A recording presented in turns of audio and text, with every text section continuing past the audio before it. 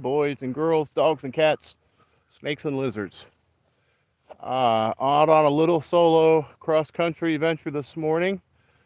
There were three of us that had planned to go. One of the guys, Scott, had some equipment issues, so he stayed back. I launched. The fog normally is breaking up at that time of the morning. So there was a hole over the airport. I launched and climbed up through it. Um, got up above and realized that it was pretty damn thick. So I would go ahead and go back to the airport. When I looked back, the hole that I was over had closed up. So I flew a couple miles south where I had visual reference with the ground again and just went ahead and continued on the cross country on my own. So this is a little private field, Myakka Head Airport. And we have permission to fly in here from the owner. Let me turn this around here. Yeah. It's a real nice, quiet little field.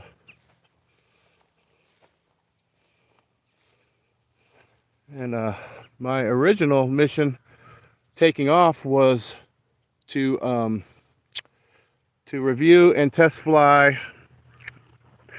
the Ozone Triox 2 35 meter. I like it.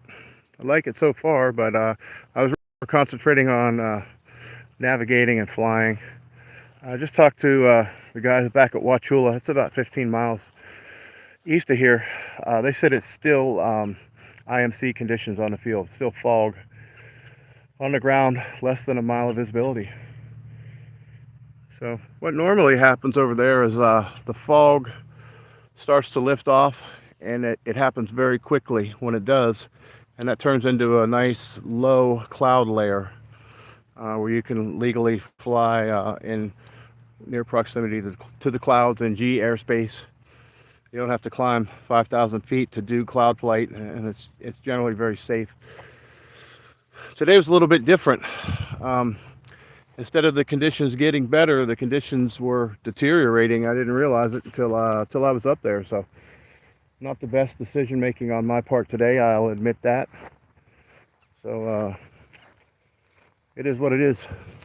So we went ahead and continued on over here to the Myakka Head airstrip. Beautifully maintained, manicured grass strip. And I set my wing up all the way over there to take off to the east. But now I'm kind of thinking about it. If I'm taking off over there, I'm kind of in a blind spot, and I wouldn't be able to see if there was an aircraft on final coming from that direction. So I'm going to move my setup. I'm going to go over here by this hangar and set up, launching in that direction into the wind, what little wind there is. So anyway, okay guys, they're Gorilla Grounds calling me now. We're going to get a report on the conditions over there and decide whether I'm going to be able to fly back or whether they're going to come pick me up. See if I can take the call. Okay, that was an update from the guys back at the airport. They say it's starting to break up pretty good. We're going to give it a few more minutes. I'm going to go ahead and get my wing and set up in a little bit better spot for takeoff, so I'm not blindly flying out into the runway here in case there is an airplane coming. I don't usually see a lot of traffic here, but I did see a couple here this morning.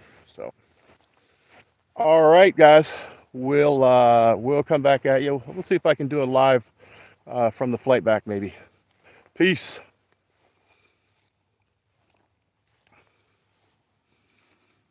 Where the hell is the stop button at? I always do this.